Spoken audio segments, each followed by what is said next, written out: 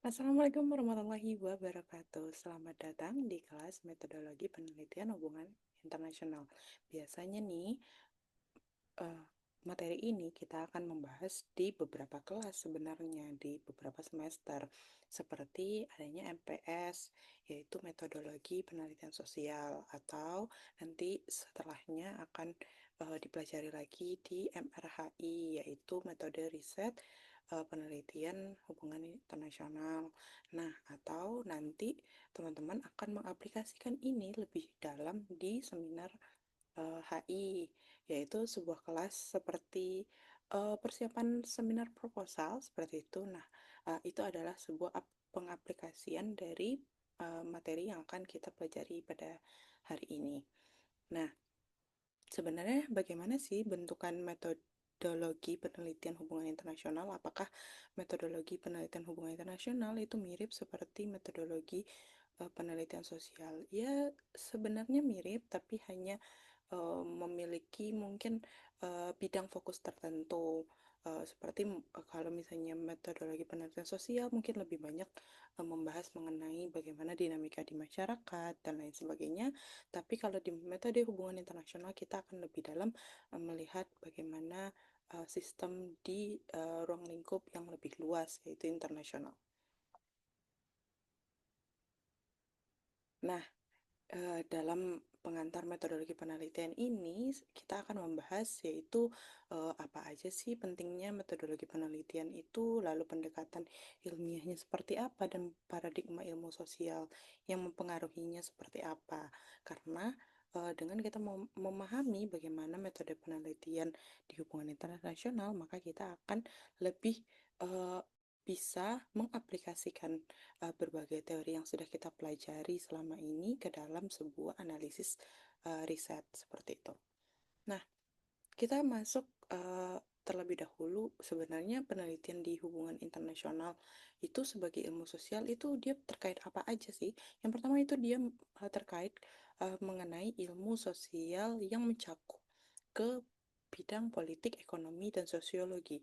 Mungkin mirip dengan beberapa mata kuliah lain atau prodi lain, tapi di hubungan internasional kita memfokuskan kepada uh, cakupan politik, ekonomi, dan sosiologi di skala internasional karena kita berfokus kepada interaksi antar aktor di mana fokusnya pada hubungan antara global to global atau global to lokal atau lokal to global. Jadi tidak hanya terbatas kepada hubungan antar negara atau antar pemimpin negara, tapi bisa juga dari hubungan interaksi sosial yang ada di akar rumput atau lokal bisa naik ke isu global.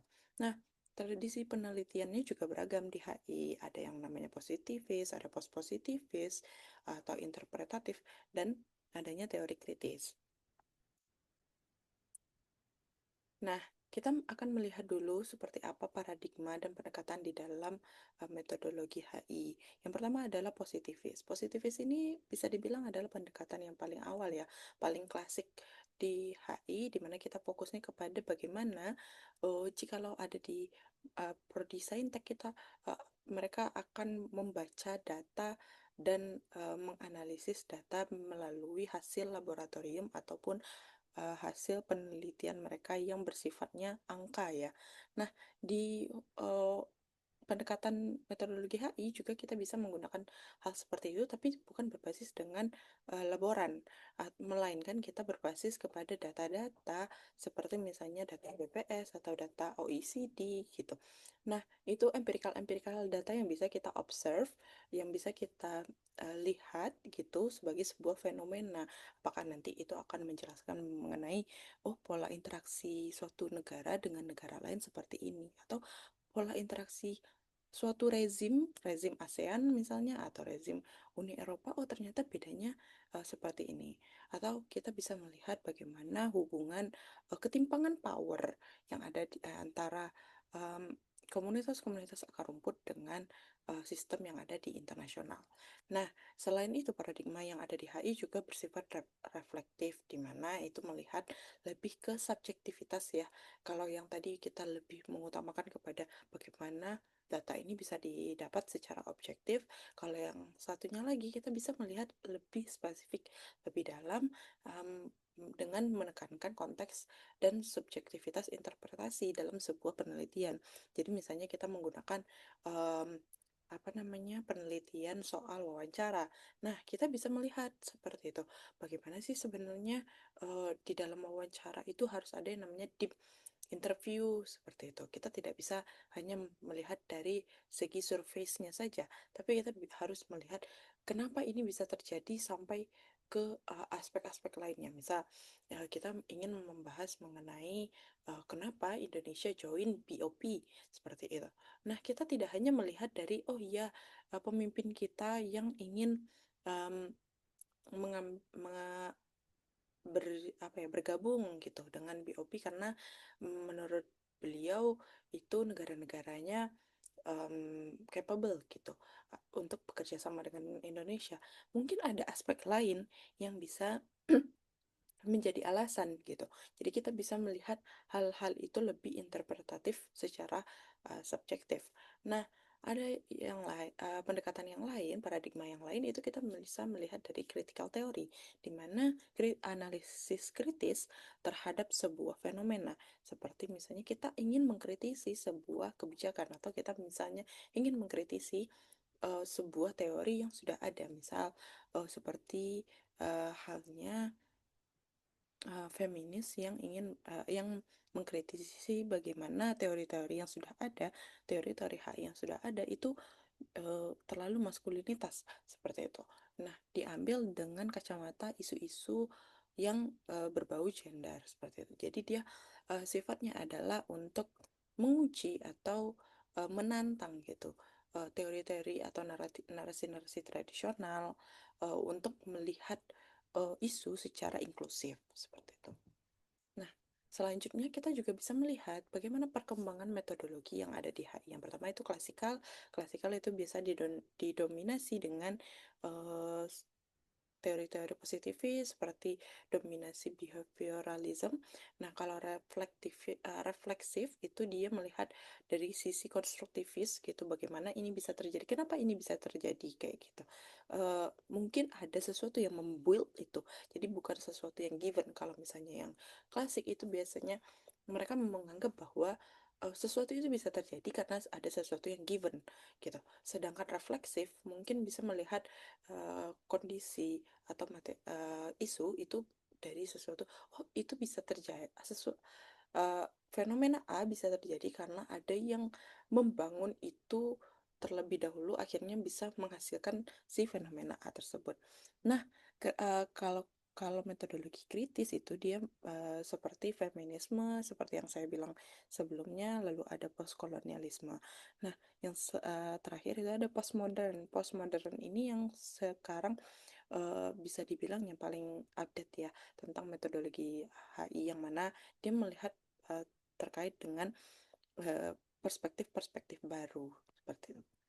Nah, kita bisa lihat terlebih dahulu perbedaan sebenarnya apa sih bentuk perbedaan antara behavioralis, lalu ada interpretivism yang kita lihat tadi, di mana behavioralis itu dia mendominasi dengan data-data empiris, dengan apa metode-metode statistik, lalu ada apa namanya, kita harus melihat bagaimana sesuatu fenomena itu terjadi karena ya memang sudah seperti itu adanya. Dalam artian misalnya kenapa negara-negara itu bekerja sama, ya karena memang mereka memiliki sifat untuk bekerja sama, terlihat dari bagaimana em, data yang menunjukkan bahwa tingkat kerjasama mereka makin tahun makin naik dan seperti itu. Nah, sedangkan interpretivism itu dia melihat bagaimana em, suatu isu atau konteks riset itu dimaknai secara subjektif dari pengalaman-pengalaman aktor yang ada.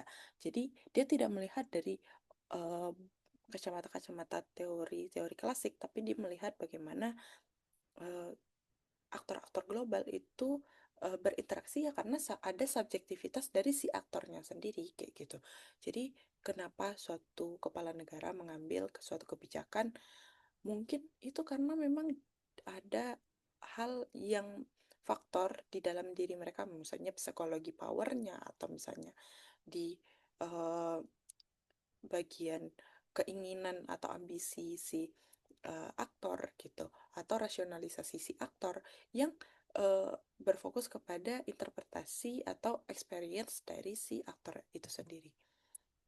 Nah, bentuk-bentuk metodologi yang ada di dalam HI, jadi kalau yang tadi itu kita membahas tentang paradigma atau pendekatan-pendekatan yang bisa kita lakukan. Nah, bagaimana metode-metode yang dilakukan di HI itu bisa kita menggunakan cara simpelnya adalah bagaimana cara kita mengambil data atau memperoleh data dan menganalisis si data tersebut. Nah, bentuk-bentuk metodologinya ada bersifat kuantitatif dan kualitatif. Ini bisa digunakan hanya kualitatif saja atau kuantitatif saja, atau bahkan bisa dicampur keduanya. Dimana kuantitatif itu dia mengukur hubungan-hubungan variabel dengan menggunakan data-data numerik seperti peningkatan peningkatan kerjasama ASEAN mengenai uh, MEA seperti itu, atau hal-hal yang lain. Itu bisa kita lihat dari data-data yang sudah ditampilkan, misalnya seperti data dari OECD atau data dari ASEAN sendiri, ASEAN Report, atau dan lain sebagainya. Sedangkan kualitatif itu dia melihat dari segi makna yang ada di studi kasus tersebut, dan biasanya pendekatan-pendekatannya ada dari studi literatur, atau misalnya dari interview, ya, deep interview seperti itu. Nah, karakter ini dibedakan dari bagaimana pendekatan menganalisis si kasus-kasus yang ingin dilihat tadi. Nah, kedua penggunaan metodologi ini bisa dicampur, digabung gitu. Karena misalnya kita menggunakan data kuantitatif, tapi kita menggunakan juga menggunakan narasi yang lebih mendalam gitu. Jadi kita mengcombine antara data-data yang kuantitatif dengan pemaknaan-pemaknaan yang lebih interpretatif seperti itu. Nah, fokusnya juga sebenarnya sama, di mana kita menyasar hubungan serta interpretasi dari fenomena global yang ada. Nah, metodologi kuantitatif dalam penelitian itu dia tadi kan membahas mengenai hubungan-hubungan dari data numerik, di mana metode kuantitatif memfokuskan kepada analisis hubungan sebab akibat menggunakan data numerik seperti FDI dan pertumbuhan ekonomi di Asia Tenggara menunjukkan penerapannya secara efektif. Ya, seberapa efektif kita bisa melihat dari analisis atau data grafik yang ditampilkan, atau misalnya data dari GDP negara-negara di Asia Tenggara, atau eh, seberapa banyak dan seberapa luas eh, kerjasama ekonomi antar negara di Asia Tenggara ataupun di luar Asia Tenggara dengan negara-negara di Asia Tenggara. Selanjutnya itu adalah metodologi kualitatif, di mana hubungan internasional itu dia bisa menggunakan metode kualitatif yang lebih banyak ya, karena kalau di hubungan internasional mungkin karena kita mata kuliah yang bersifatnya sosial, jadi lebih banyak melihat bagaimana tindakan-tindakan atau pemahaman konteks dan makna yang ada di dalam sebuah aksi suatu aktor di skala internasional. Kita bisa menggunakan teknik seperti wawancara atau analisis wacana untuk mengungkapkan dinamika hubungan. Jadi seperti mungkin kita tidak bisa semuanya harus wawancara gitu kan, tapi kita bisa melihat dari sisi em, berita-berita yang beredar, misal dari statement-statement pidatonya, atau dari berita yang ada kutipan eh, statementnya gitu. Nah, itu kita bisa lebih menginterpretasinya menggunakan eh, metodologi kualitatif. Nah, kedua metode ini kita bisa mencampurkan untuk mendapatkan pemahaman yang lebih dalam, karena misalnya kita menggunakan collecting datanya menggunakan kuantitatif, dengan kita mau mengumpulkan tuh semua data-data mengenai pertumbuhan ekonomi dan lain sebagainya. Hanya interpretasinya kita akan menggunakan juga di analisisnya kita menggunakan penguatan kualitatif yang lebih banyak. Jadi uh, kuantitatifnya hanya ditujukan untuk em, seberapa penting urgensi penelitian ini, tapi di kualitatifnya kita akan menjawab bagaimana eh, urgensi dari si pertumbuhan ekonomi tadi bisa terjadi, bisa tumbuh. Nah, kalau eh, keduanya biasanya sih banyak ya penelitian-penelitian HI yang menggunakan mixed method ini. Dan juga kita juga sebenarnya memang membutuhkan untuk mengcombine kuantitatif dan kualitatif itu agar mendapatkan data yang lebih impresif seperti itu. Nah, bagaimana kita bisa mengaplikasikan metodologi-metodologi penelitian hubungan internasional tadi? Ya, kita bisa mengimplementasikannya di berbagai isu yang ada di HI, di mana seperti isu seperti konflik atau perdagangan atau lingkungan, diplomasi, hak asasi manusia ataupun kebijakan-kebijakan internasional lainnya. Di sini beberapa contoh yang saya berikan seperti misalnya analisis kualitatif pada konflik Laut Cina Selatan. Itu berarti melihat bagaimana dinamika yang ada di Laut Cina Selatan dengan berbagai aktor. Ada aktor Indonesia, ada aktor Asia Tenggara, lalu ada aktor Cina, dan ada juga aktor Amerika.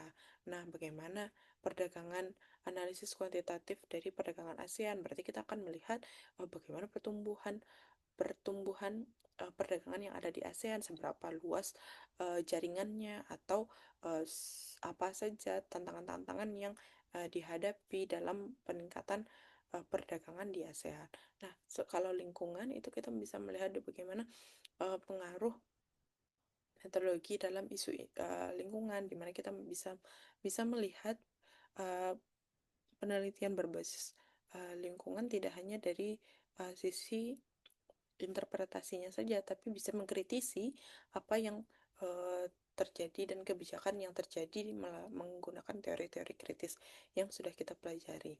Nah, diplomasi ya sebagai mainnya HI ya, itu bisa menggunakan metodologi campuran, di mana misalnya kita mau melihat diplomasi budaya Korea, berarti kita mengambil data kuantitatif terlebih dahulu, data-data statistik mengenai pertumbuhan uh, budaya Korea.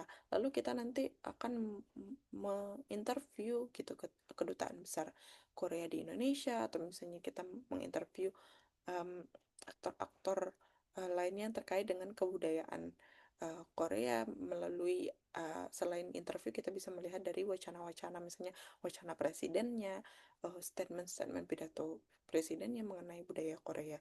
Nah, itu juga bisa kita lakukan dengan mencampurkan kedua metodologi yang kita pelajari tadi. Nah, kalau yang human right kita bisa lebih kepada kualitatif karena kita akan melakukan deep interview biasanya bersama para imigran atau misalnya para penyintas um, apa namanya pekerja-pekerja yang uh, termarginalkan seperti itu, dan itu biasa menggunakan pendekatan yang lebih sensitif ya, karena kita harus menggunakan deep interview, ada perizinannya terlebih dahulu, dan kita harus bercengkrama satu persatu dengan para uh, aktor yang menjadi objek penelitian kita.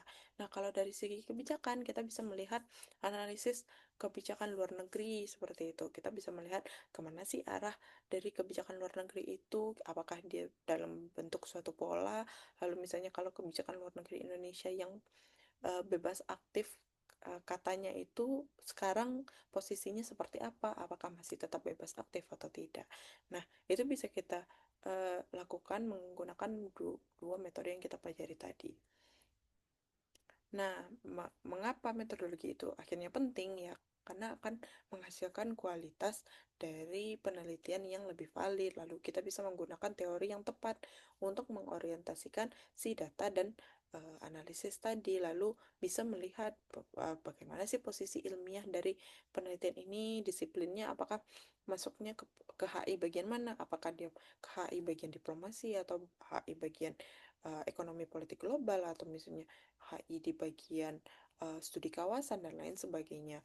Nah, validitasnya ya tentu dengan menggunakan kualitatif ataupun kuantitatif kita bisa mengklaim bahwa penelitian yang kita lakukan itu ada kredibilitas dan keabsahannya. Akhirnya penelitian itu layak untuk dipublikasikan seperti itu.